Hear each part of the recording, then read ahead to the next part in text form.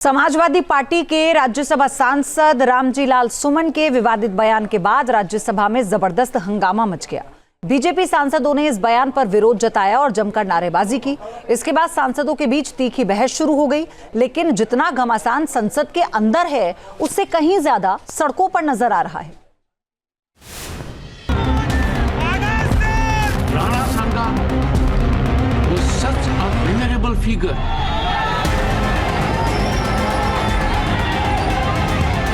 राणा सांगा को लेकर के जो वक्तव्य दिया, अगर यहाँ से हटा भी दिया, वो बाहर सोशल मीडिया और न्यूज में तो वो तो बिल्कुल चल रहा है।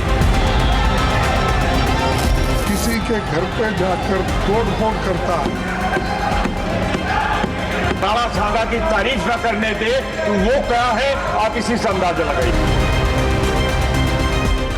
ये इस इंडी ठगबंधन की मानसिकता को द्योतक करता है। उनकी नाक पूरी दुनिया में कट गई है, माफी ना भी मांगे तो क्या हुआ, उनको उनकी क्रेडिबिलिटी कुछ नहीं रही। हाँ बिल्कुल, उनके साथ जो जिस तरह की घटना हुई है वो बहुत अशोभनीय है, निंदनीय है। राणा सांगा पर रामजीलाल सुमन के बिगड़े बोल पर ऐसा संग्राम छिड़ा कि सड़क से संसद तक जबरदस्त गर्मी बढ़ गई। राज्यसभा की कार्यवाही जैसे ही शुरू हुई, राणा सांगा के समर्थन में नारेबाजी शुरू हुई।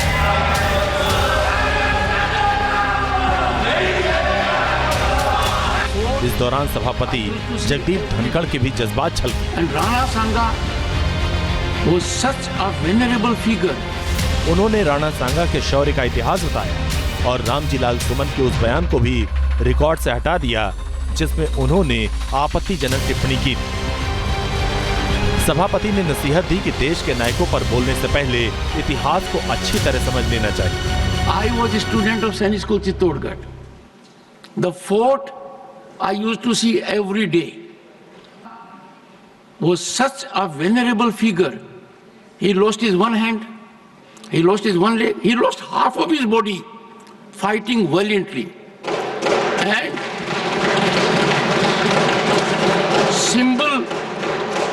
symbol of chivalry, symbol of patriotism, symbol of nationalism, and to the last drop in his body, he fought.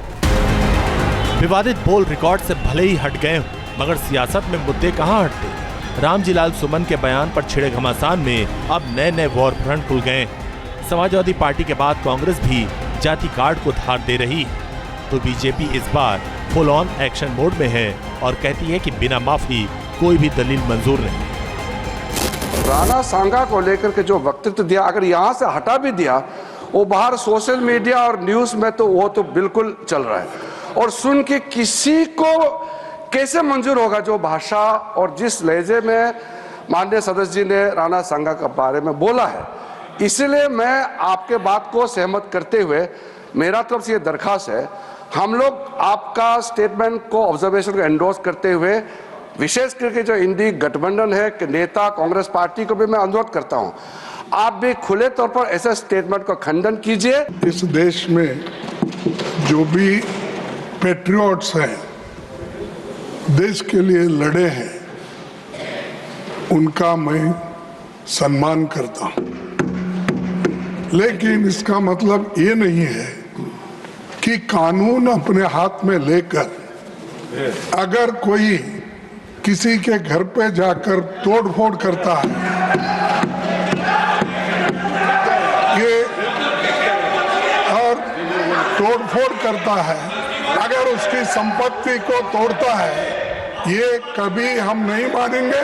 इसको मैं खंडन करता हूँ। राज्यसभा में जोरदार हंगामा हुआ। तेज भरे बयानों से राज्यसभा की गर्मी बढ़ गई। राणा सांगा की तारीफ न करने दे तो वो क्या है, आप इसी से अंदाजा लगाइए।